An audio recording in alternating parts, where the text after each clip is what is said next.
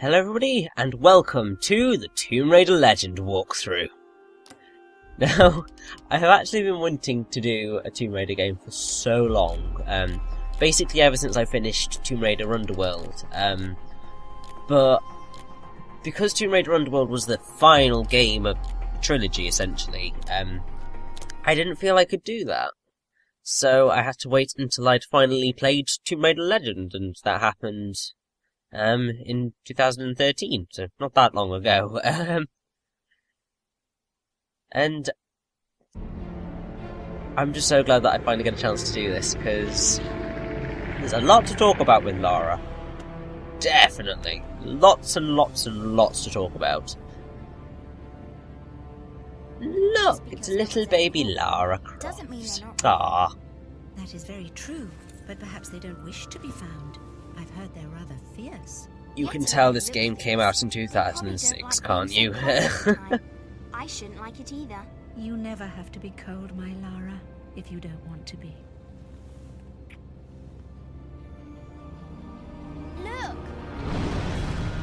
Henry, what's happened? Well, this is certainly one way to start off a game.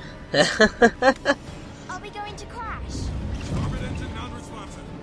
Not unless it's absolutely necessary. We're gonna crash.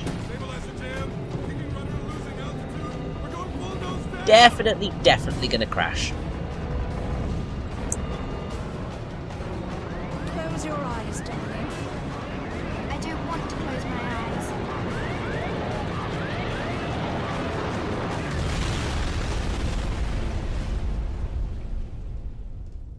Well, that was certainly explosive.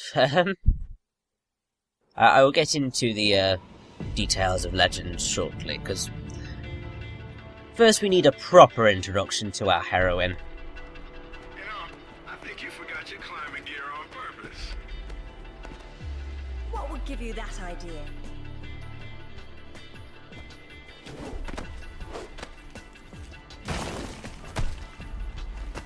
Really, Zip. It's like going up a set of stairs, only far less boring. Yeah? Well, I want to throw up every time you look down. Hey, Alistair's back. Grab a headset. Back so soon? From Florence, wasn't it? Decided on Genoa at the last minute. My dissertation will never see daylight at this rate, but never mind that. What are you doing in Bolivia?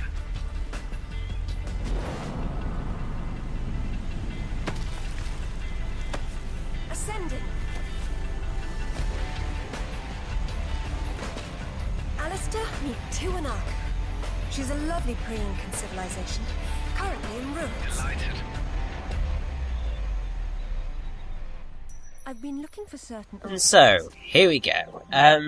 Tomb Raider Legend is the published by Eidos Interactive, who used to own Tomb Raider until Square Enix went and bought them.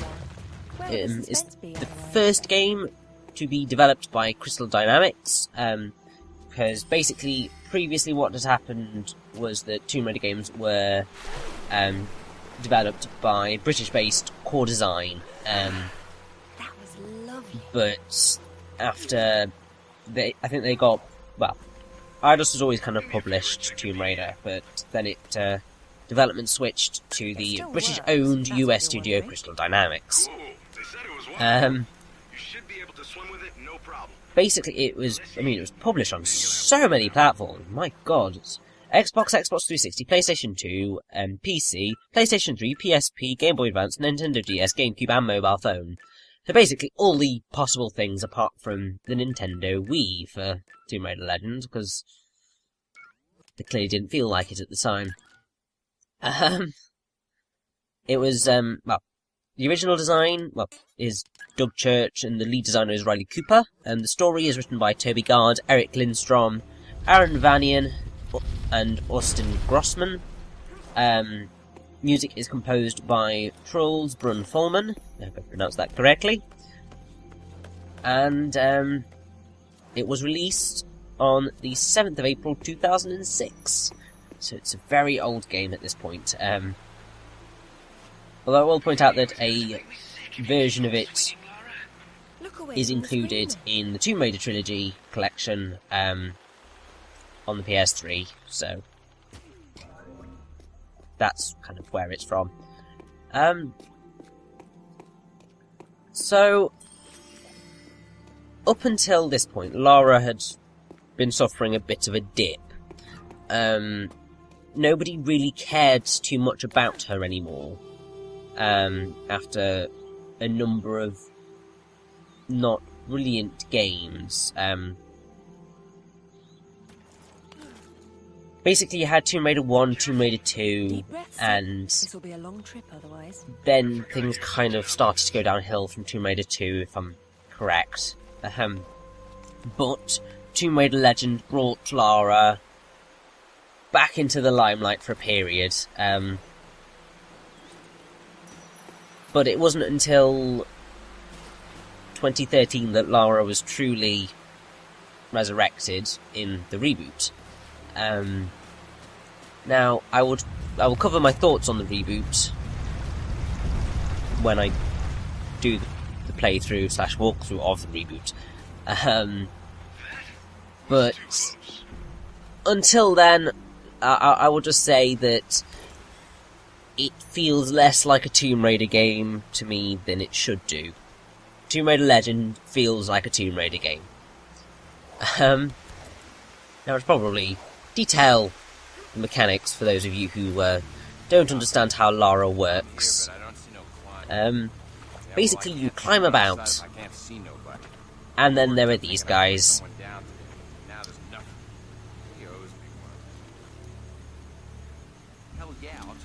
So, we can whip out our guns.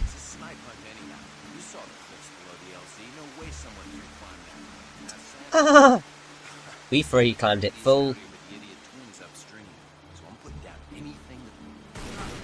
So, yes, you run, you shoot, you platform, puzzles, and so on and so forth. It's just how it works. Also, you can pick up these artifacts, which you're going to want to do because they count towards completion. And I'm just being a sneaky sod and cheating my way up top here. So this is going to be a walkthrough, so I'm going to get all of the artifacts, and generally show you how to get through the game, because that's how it should be. Obviously this is probably not quite as helpful as it could be, because the game's been out for so long now, and it's actually surprisingly rare. Not as rare as some games, Xenoblade Chronicles, Tales of Symphonia, and the like. But it's not that... I've not really seen them that much around. Especially on 360, but that might just be because I've been unfortunate to head into pre-owned shops when it's been out of stock, but it took me a long time to be able to get to Legends, let's put it that way.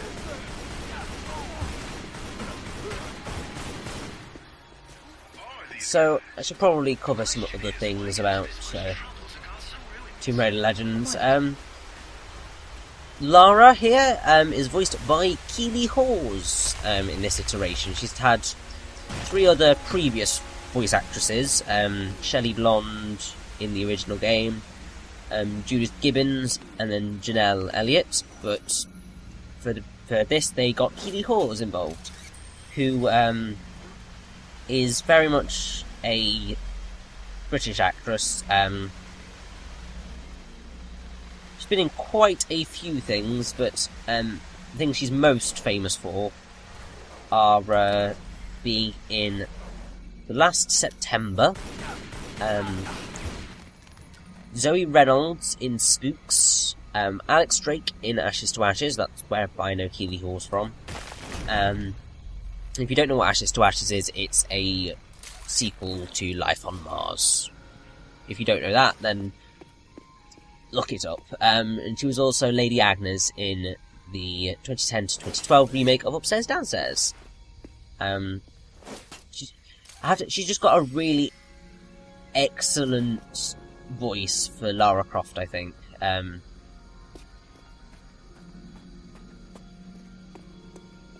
I do mean that seriously, because for me, Isn't she beautiful? Keely Hawes is Lara Croft. It's just that voice is the way my mind I'm a terribly lucky works girl. for And here come Lara. bloody It just tourists. fits far more than Camilla Luddington's current Lara voice, Men with guns. I feel, anyway. Mercenaries by the look of them. What are they doing there? Getting into trouble. Indeed. So I think we're going to have to sort them out, aren't we? Bloody typical. Now, if you want to kill these guys quite easily, just cause a rock slide. That worked perfectly.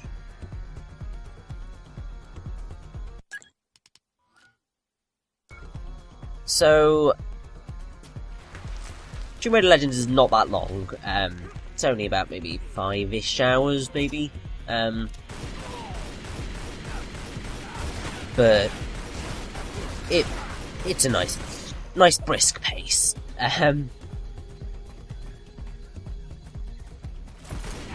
Now, there are a number of differences between all the vast versions of the game.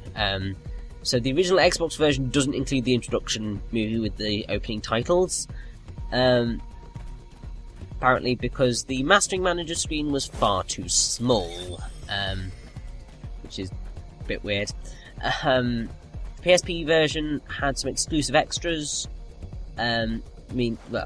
The textures and polygon count were significantly lowered so that it would actually run. But some new gameplay modes were introduced. Tomb Trials, 3 multiplayer modes, and 6 additional outfits were included. The GameCube version had some cuts. They cut the rolling demos that would play if the game was left inactive while in the title screen. And the unfortunate mishaps video is also missing. You'll see that later. But it does run at a slightly smoother frame rate than the PS2 version and loads faster, because that's generally how GameCube games worked. But there are frame drops and the filters are gone.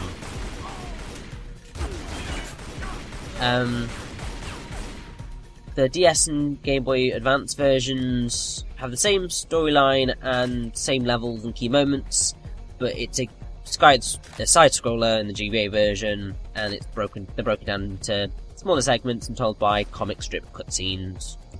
And then the PC and 360 version have the exclusive next generation effects, which can be toggled in the PC version, but when they're off, they look identical to the PS2 and GameCube versions of the game. So there's not much of a point. And then with the mobile version, it's just a compressed version of the story featuring only 3 levels and a much more limited game style.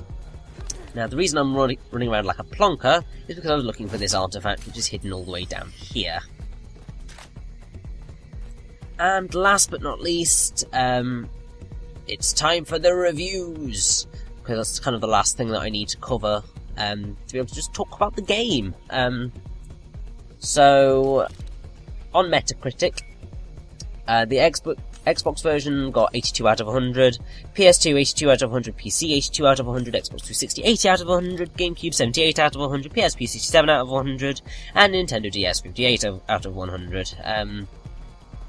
So that is actually the strongest critical response the Tomb Raider series had received since Tomb Raider 2 in 1997, and it is still one of the higher rated games in its in the franchise, which is slightly worrying, but still.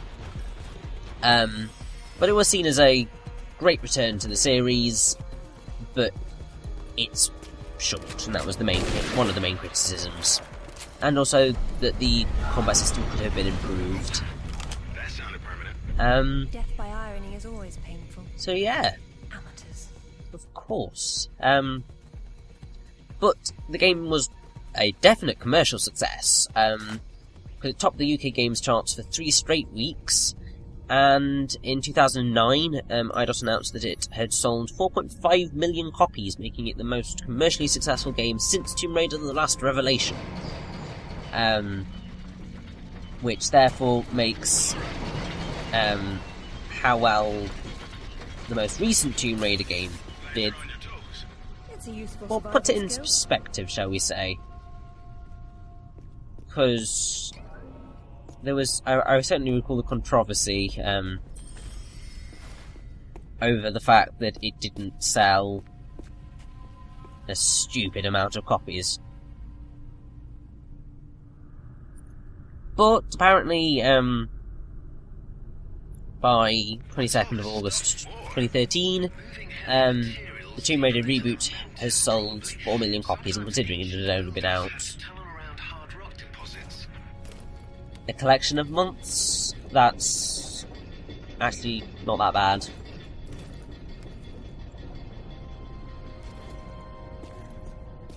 So, it's not even half an hour yet, and we're already in what is essentially a tomb. It's not really a tomb, it's a ruin. But you get what I mean. Oh, we have water. So, swimming physics. Now, if there's one thing that Tomb Raider has always actually been quite good with, I think, it is swimming. Lara moves quite nicely in water and is not really that difficult to control, which is surprising because water is generally a pain for video games. So, come on, pick it up, there we go. And we are meant to go over to the right there.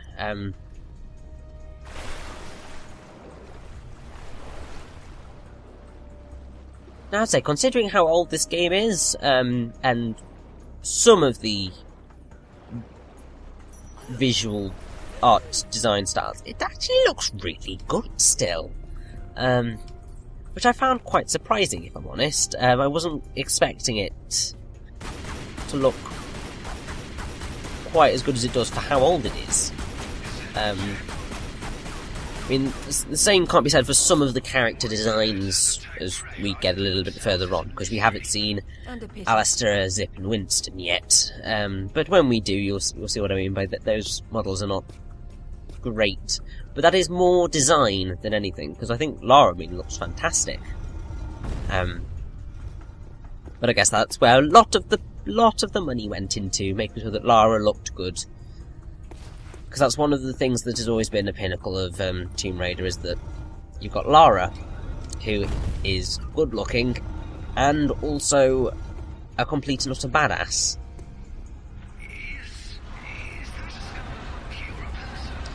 It doesn't really matter, because it's a block. It is going to help me get through these crushing walls. Of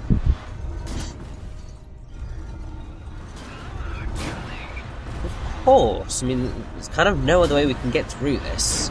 Seriously. Do you think I'm just going to sit here and just let myself be crushed by these walls?